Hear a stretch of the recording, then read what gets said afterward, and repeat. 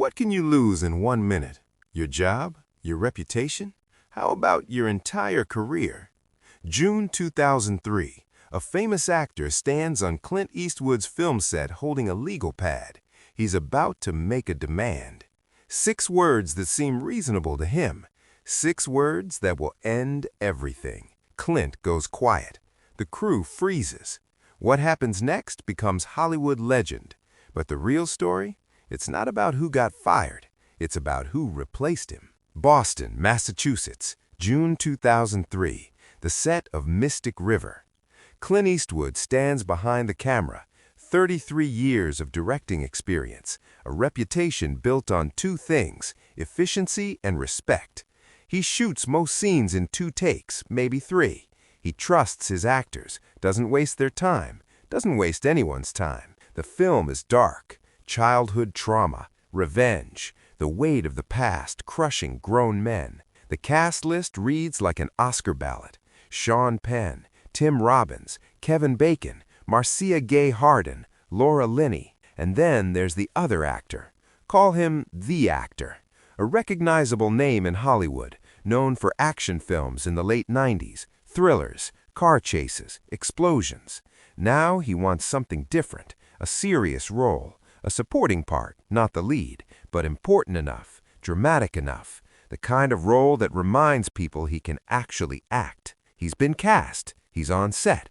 Week 1 begins smoothly, but the actor has plans beyond just acting. He brings a notebook to set on day 3, starts taking notes during takes, detailed observations about camera angles, lighting choices, performance beats. Nobody thinks much of it at first. By day 5, the crew notices something wrong. The actor starts offering suggestions. After Clint calls cut, the actor steps forward. That scene would work better if we moved the camera here. He points to a different angle. The emotional beat lands differently from this position. Clint listens, nods politely, thanks him, then shoots the scene exactly as planned. The actor doesn't stop. During lunch, he corners the cinematographer at the craft services table, talks about lighting setups, how shadows could better serve his vision, not Clint's, his. He approaches the production designer between takes, suggests set modifications, changes to the background, adjustments to the props. The designer smiles tightly, says they'll consider it, doesn't. By Wednesday, the actor is talking to other actors, telling them how their performances could be stronger, offering script changes, suggesting line deliveries, positioning himself as a creative consultant. Nobody asked for a creative consultant. The grips start avoiding eye contact when he walks by. The script supervisor stops responding to his suggestions, just nods and writes nothing down. The notebook grows fuller. Pages of observations, notes on performances, camera movements, story structure. He's documenting everything, planning something. Thursday afternoon, Sean Penn watches the actor lecture a sound technician about boom mic placement. Penn has worked with Clint before, Bridges of Madison County, years ago. He knows how Clint operates. He knows this won't end well. Friday of week 1, Penn makes a decision. Penn pulls the actor aside during a break. Marcus, let Clint direct. That's his job. Ours is to show up prepared and trust his vision. The actor smiles, not a friendly smile, a condescending one. Sean, I respect what you're saying, but I've been thinking about this role deeply. I understand things about this character that maybe aren't obvious yet. Real collaboration means everyone contributes. Penn stares at him for a long moment. You're not collaborating. You're interfering. The actor shakes his head like Penn doesn't understand. Like Penn, with his Oscar nominations and decades of respected work, somehow missed the point of filmmaking. Penn walks away. Tim Robbins catches up with him near the equipment trucks. That guy's trying to direct from the actor's position, Penn says quietly. He doesn't even realize how disrespectful it is. Think Clint will say something? Robbins asks. Clint doesn't need to. He'll let him hang himself. Robbins has directed films himself. Dead Man Walking. He understands power dynamics on set, understands boundaries. Week 2 should be interesting, Robbins says. He has no idea how interesting. Monday morning, week 2 begins. The actor isn't making suggestions anymore. He's asking questions, challenging questions, in front of the crew. Why are we shooting this scene before that one? Doesn't the emotional arc work better reversed? Clint answers calmly, explains the schedule. The actor nods, like he's considering it, like his opinion matters in this decision. Tuesday, the actor questions the blocking during a scene with Kevin Bacon. If I stand here instead, doesn't that give the moment more power, more visual weight? Bacon glances at Clint. Clint's face reveals nothing. We'll shoot it as blocked, Clint says. His voice stays even. No anger, no frustration, just a statement of fact. Wednesday brings more aggressive moves. The actor suggests alternative camera angles that would give him more prominent positioning in the frame, make him more visible, more central. He's not supporting the leads anymore, he's competing with them. Thursday, Robbins tells Bacon between takes, "Watch this guy. He thinks he's co-directing."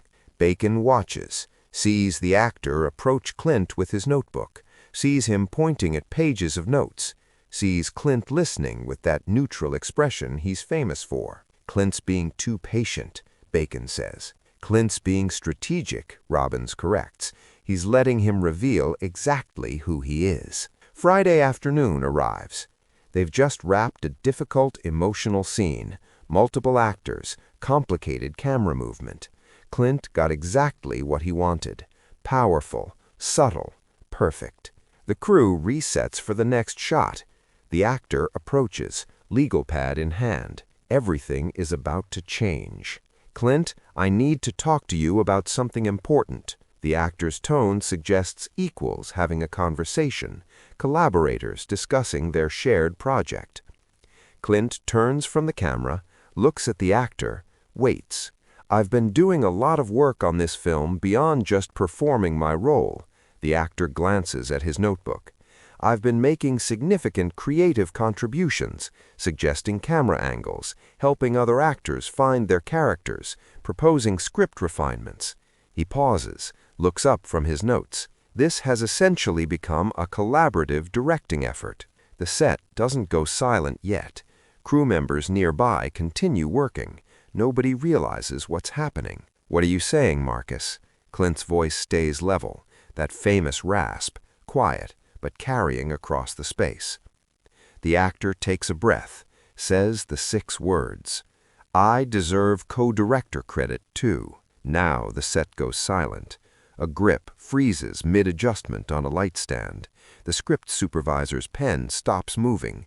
A production assistant, halfway through handing someone a water bottle, just stands there, arm extended, water bottle hanging in the air. Sean Penn, standing 20 feet away, takes 1 step backward. He knows what's coming. "I'm the real creative force behind a lot of what's working here," the actor continues, completely missing every danger sign. "My name should appear alongside yours in the credits. It's only fair recognition for the level of creative input I've been providing." Clint doesn't move, doesn't blink. 5 seconds pass. 10. When he speaks, his voice hasn't changed. Still quiet. Still that rasp. "Marcus, let me make sure I understand. You think you should receive co-director credit on my film because you've been making suggestions that I haven't asked for and haven't used. Suggestions that have improved the film," the actor insists. "I've elevated scenes through my creative vision. This has become a true collaboration. Collaborations should be recognized." "I see." Clint turns to his assistant director, a woman named Sarah. She's standing nearby with a clipboard. "Sarah, what's Marcus's shooting schedule look like for the rest of the day?" Sarah checks her clipboard, confused by the question. "He's in 3 more scenes today, then called for all of next week." Clint nods once. "Cross him off the schedule. Marcus is no longer part of this production." The actor's confident expression cracks. "Wait, what? Clint, I'm just asking for appropriate recognition." "You're fired," Clint interrupts, voice still quiet, absolutely final. "You have 1 hour to clear out your trailer and leave the location. Security will escort you if necessary." "You can't do this!" The actor's face flushes red. "We're in the middle of production. You've already shot 2 weeks with me in the role. You can't just—" "I just did. 1 hour, Marcus." Clint turns to Sarah. "Call the studio. Tell them we need to recast immediately. Then call the casting director. I want options by tomorrow morning." The actor stands frozen, waiting for someone to intervene. Tell Clint he's overreacting. Sean Penn nods approvingly. Tim Robbins tries not to smile. Kevin Bacon watches with the horrified fascination of someone witnessing a career self-destruct in real time. "This is insane," the actor says, voice rising now.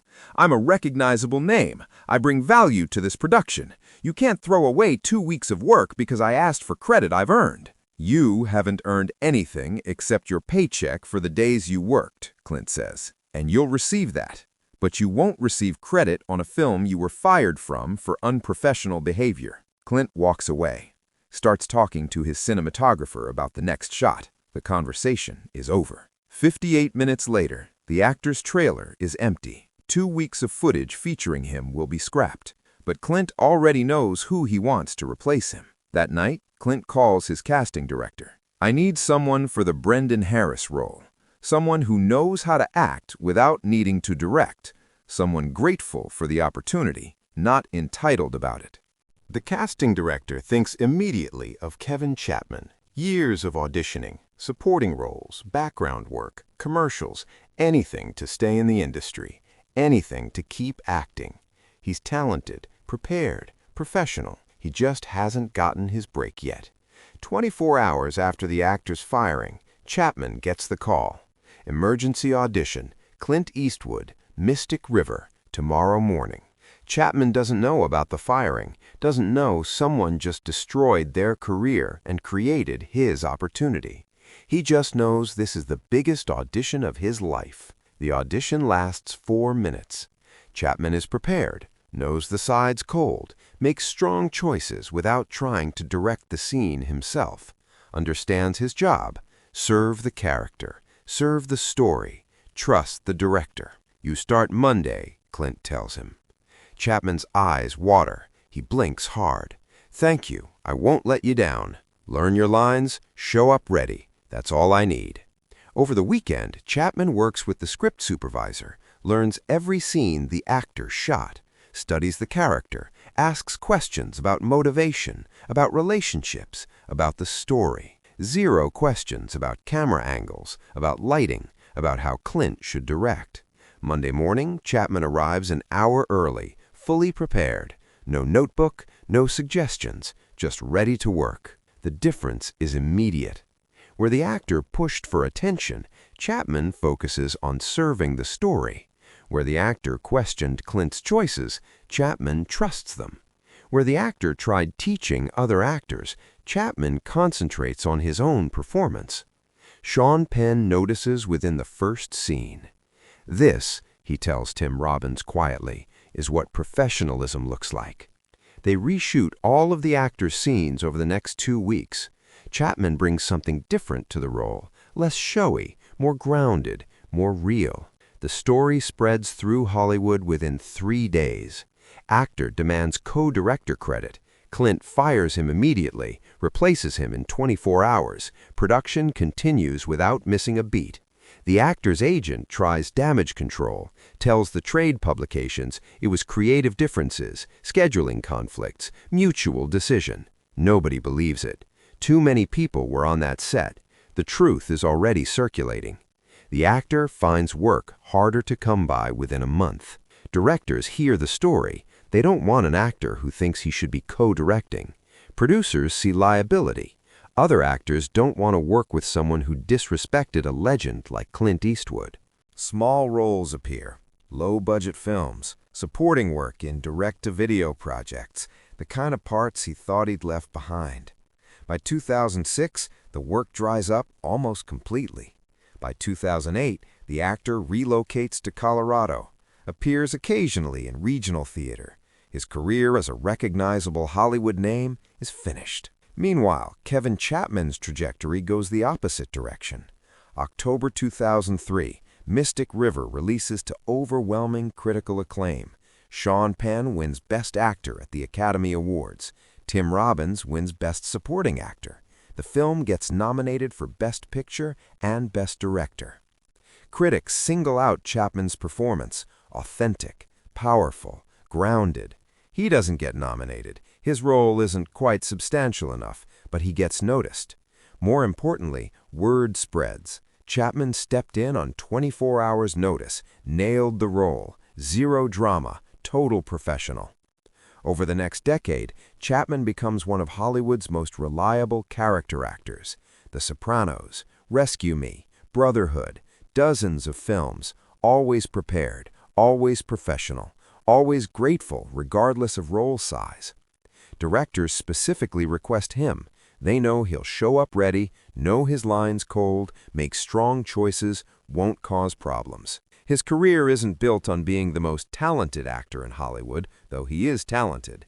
It's built on being the most reliable. And that reliability, that professionalism, that fundamental understanding of what the job requires, all traces back to that Monday morning in 2003, the morning he got the call that changed his life, because someone else destroyed theirs through arrogance and entitlement. In a 2015 interview, Chapman is asked about getting his break on Mystic River. His response: "Someone else's ego gave me my career. I got hired because another actor forgot that acting is about serving the story, not serving yourself. Clint gave me a chance because I understood something simple. Your job is to do your job, not everyone else's job. Show up prepared, do what you're asked, be grateful for the opportunity." He pauses. I learned that lesson watching someone else fail to learn it. Years later, Clint is asked about the incident in an interview. His answer is characteristically brief. Some actors think they're directors, some directors think they're actors. Best thing for everyone is to stay in your lane and do your job well. Marcus wanted credit he hadn't earned.